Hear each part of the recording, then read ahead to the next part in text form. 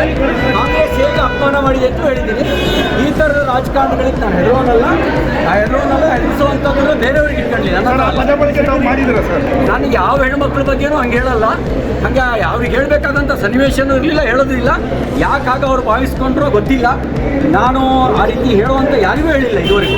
ತಾವು ರಾಹುಲ್ ಗಾಂಧಿ ಅವರನ್ನ ಡ್ರಗೇಶ್ ಅಂತ ಕರೆದ್ರಿ ಅನ್ನೋದು ವಿಚಾರನೂ ಕೂಡ ಅಲ್ಲಿ ಪ್ರಸ್ತಾಪ ಆಗಿದೆ. ಯಾಕೆ ನಾನು ಅಂಬೇಡ್ಕರ್ ಬಗ್ಗೆ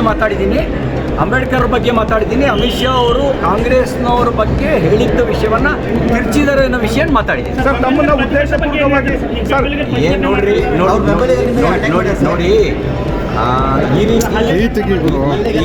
ಈ ರೀತಿ ಹೆದರುವಂಥ ರಾಜಕಾರಣಿ ಅಲ್ಲ, ಆ ರೀತಿ ಹೆದರಿಸುವಂಥ ರಾಜಕಾರಣ ನನ್ನ ಹತ್ರ ಮಾಡುವಂಥದ್ದು ಬೇಡ. ಆ ರೀತಿ ಹೆದರಿಸಿ ರಾಜಕಾರಣ ಮಾಡೋಕ್ಕೆ ನಾನೇನು ಇವತ್ತು ನೆನ್ನೆ ಬಂದವನಲ್ಲ. ಸರ್, ತಮ್ಮನ್ನ ಉದ್ದೇಶಪೂರ್ವಕವಾಗಿ ಕೆಣಕ್ತಕ್ಕಂಥ ಒಂದು ಕೆಲಸ ಇದೆ. ವಿಷಯಾಂತರ ಮಾಡೋದಕ್ಕೆ ನೋಡಿ, ನಾನು ಕಟ್ಟರ್ BJP ಎಲ್ರಿಗೂ ಗೊತ್ತು.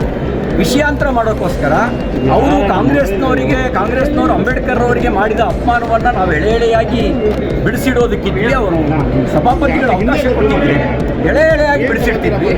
2 ಬಾರಿ ಸೋಲಿಸಿದ್ದು ಕಾಂಗ್ರೆಸ್ಸು ಅಂಬೇಡ್ಕರ್ ಅವ್ರನ್ನ, ಸತ್ತಾಗ ಅಪಮಾನ ಮಾಡಿದ್ದು ಕಾಂಗ್ರೆಸ್ಸು, ಅವರಿಗೆ ಯಾವುದೇ ರೀತಿಯ ಸ್ಮಾರಕ ಕಟ್ಟದಲ್ಲೇ ಅವ್ರನ್ನ ನಿರ್ಲಕ್ಷ್ಯ ಮಾಡಿದ್ದು ಕಾಂಗ್ರೆಸ್ಸು.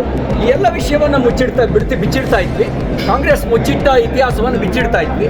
ಹತಾಶೆಗೊಂಡಿದ್ದಾರೆ, ಫ್ರಸ್ಟ್ರೇಟೆಡ್ ಆಗಿ ಹೇಳ್ತಾ ಇದ್ದಾರೆ. ಸರ್, ಲಕ್ಷ್ಮೀ ಹೆಬ್ಬಾಳ್ಕರ್ ಮಾತ್ರವಲ್ಲ, ಎಲ್ಲರೂ ಕೂಡ ಕಾಂಗ್ರೆಸ್ನ ಸದಸ್ಯರು 10 ಬಾರಿ ಆ ಪದ ಬಳಕೆ ಮಾಡಿದ್ರೆ ಅಂತ ಹೇಳ್ತಿದ್ದಾರೆ. ಈಗ ನಿಮಗೆ 10 ಬಾರಿ ಪದ ಬಳಕೆ ಮಾಡಿದ್ರೆ ವಿಜುವಲ್ಸ್ ಇರಬೇಕು, ಆಡಿಯೋ ಇರಬೇಕು, ತೋರಿಸಿ.